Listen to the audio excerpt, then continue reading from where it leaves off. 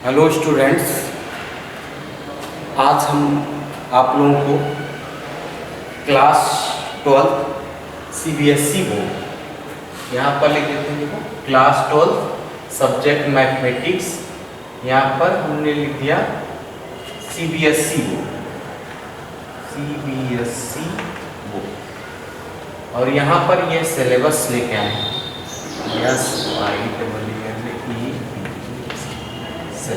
हम यहाँ पर आज आप लोगों को क्लास 12 का सिलेबस बताएंगे, क्या क्या हमको पढ़ना है, क्या क्या है आपके सिलेबस का कोर्स, पूरा डिटेल आपको यह बताएंगे। तो आप लोग को बता दिया कि मैथमेटिक्स का ही हम बताएंगे। तो यहाँ पर देखो कि हम लोग को पढ़ना क्या है। देखो हम बता दें आप लोगों को कि एक चैप्टर आपको यहाँ पर यूनिट वाइज में बता दिया और उस यूनिट में क्या क्या पढ़ना है वो बताए हैं। तो देखो हम यहाँ पर बताते हैं कि पहला यूनिट हमने लिया है। फर्स्ट यूनिट में आपको मिलेगा एक चैप्टर लेसन रिलेशन पढ़ना। रिलेशन 11th क्लास में भी पढ़ेगा। कुछ पार्ट जो है बेसिक जो है यहाँ पर 11th क्लास में भी पढ़े हैं। फिर दूसरा यहाँ पर लेसन मिलेगा फंक्शंस मिलेगा, उनको फंक्शन पढ़ना है। फिर ये थर्ड ये है इनवर्स ट्रिग्नोमेट्रिक फंक्शन। ये तीसरा लेसन आपका है इनवर्स ट्रिग्नोमेट्रिक फंक्शन। अब यहाँ पर देखो यूनिट सेकंड बात आती है किसकी, अलजेब्रा की।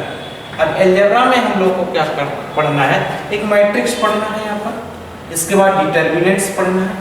डिटर्मिनेंट्स के बाद हम लोग को यहाँ पर पढ़ना है adjoint and inverse of A matrix.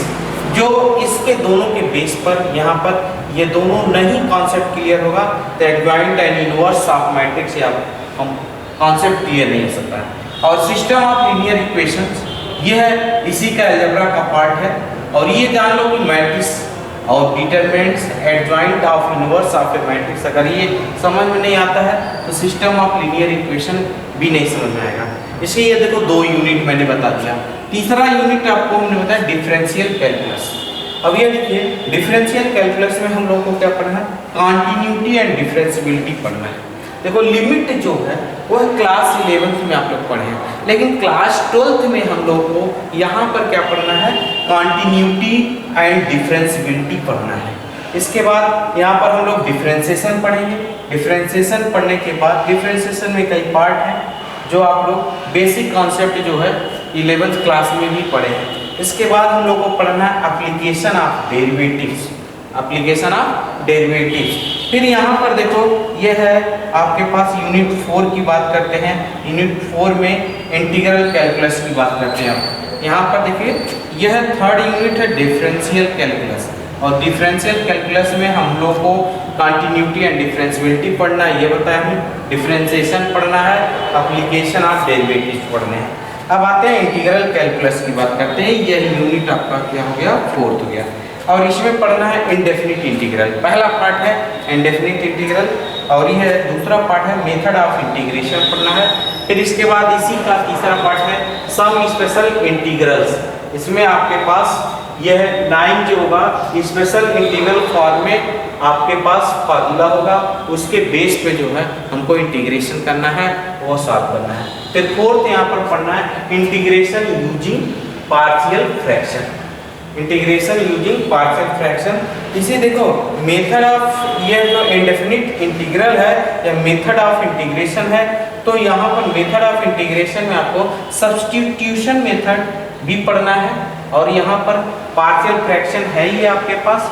तो यह देखिए यह इंटीग्रेशन यूजिंग पार्शियल फ्रैक्शन और सम स्पेशल इंटीग्रल पढ़ना। और ये 5th आपके पास यहाँ पर पढ़ना है डेफिनिट इंटीग्रल्स। डेफिनिट इंटीग्रल्स के बेस पर आप जो है एरिया बाउंडेड रीजन्स पढ़ेंगे। और एरिया बाउंडेड रीजन्स के बाद अब देखो यह यूनिट कंप्लीट हो गई आपके पास। देखिए यह इंटीग्रल कैलकुलस का पार्ट मैंने बता दिया, इंडेफिनिट इंटीग्रल पढ़ना है। फिर इसमें मेथड ऑफ इंटीग्रेशन पढ़ना है। मेथड ऑफ इंटीग्रेशन के बाद हम लोगों को क्या पढ़ना है, यहाँ पर सम स्पेशल इंटीग्रल्स पढ़ने हैं और इंटीग्रेशन यूजिंग पार्शियल फ्रैक्शन भी पढ़ना है। फिर इसके बाद ये हमने बताया इसी का पार्ट है कैलकुलस, इंटीग्रल कैलकुलस का पार्ट है डेफिनिट इंटीग्रल। तो देखो ये यहाँ तक जो पार्ट है, ये पार्ट देखो वो सब इनडेफिनिट इंटीग्रल के ही पार्ट हैं। और ये देखिए डेफिनिट इंटीग्रल यहाँ पर पढ़ने के बाद इसी के बाद टॉपिक लोग क्या पढ़ेंगे, एरिया ऑफ बाउंडेड रीजन्स पढ़ेंगे। अब आ जाइए यहाँ पर कौन सा यूनिट हो गया, यूनिट फिफ्थ यूनिट में हम लोगों को क्या पढ़ना है, डिफरेंशियल इक्वेशन। डिफरेंशियल इक्वेशन में हम लोग को देखिए कितना पार्ट पढ़ना है, differential equation and there formation पढ़ना है। और यहाँ पर पढ़ना है differential equation with variable and separable rule पढ़ना है यहाँ पर। फिर होमोजीनियस डिफरेंशियल इक्वेशन जो वेरी मोस्ट इंपॉर्टेंट है, यहाँ से क्वेश्चन पूछे जाते हैं। और यह देखिए इसके बाद जो है आपको लीनियर डिफरेंशियल इक्वेशन एक टॉपिक यहाँ पर। तो देखो होमोजीनियस और लीनियर ये बहुत इंपॉर्टेंट टॉपिक होता है। अब यहाँ पर देखिए इसके बाद हम आते हैं वेक्टर अलजेब्रा। अभी किसकी बात करते हैं, वेक्टर अलजेब्रा की बात। वेक्टर अलजेब्रा में आप लोगों को एडिशन ऑफ टू वेक्टर्स यानी कि स्केलर और वेक्टर दो पढ़ना है। तो यहाँ पर देखो एक हमने बताया डॉट प्रोडक्ट और स्केलर प्रोडक्ट आप टू वेक्टर्स पढ़ने हैं।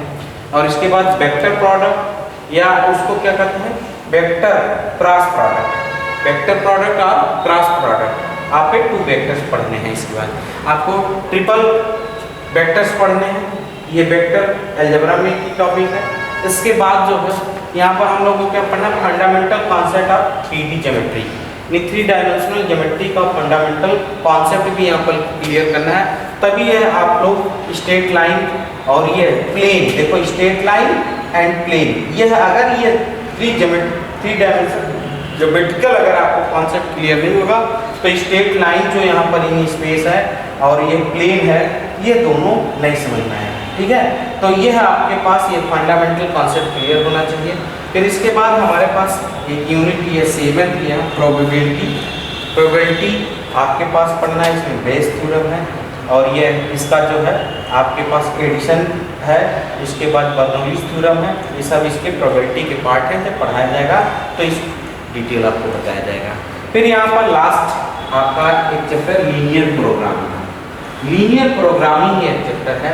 तो लीनियर प्रोग्रामिंग में जो है आपको यहाँ पर प्रोग्राम बनाना, प्रोग्राम बना के उसकी क्या वैल्यू निकाली जाती है, कैसे निकाली जाती है, ये पार्ट आपको लीनियर प्रोग्रामिंग में पढ़ेंगे। तो मैं आपको क्लास 12 का मैथमेटिक्स का डिटेल्स जो है हमने बता दिया कि क्या क्या पढ़ने, कितने यूनिट हैं और यह यूनिट में कौन कौन टॉपिक हैं। तो फिर एक बार रिमाइंड कर लीजिए कि इतना टॉपिक है, आप लर्न कर सकते हैं, पढ़ सकते हैं। तो देखो यहाँ पर यह रिलेशन यूनिट फर्स्ट में ये 3 चैप्टर हो गए आपके पास, यहाँ पर यूनिट सेकेंड में चैप्टर हो गए, फिर यहाँ डिफरेंशियल कैलकुलस हो गया, इंटीग्रल कैलकुलस हो गया, फिर यहाँ पर डिफरेंशियल इक्वेशन एक यूनिट हो गया, वेक्टर अलजेब्रा हो गया और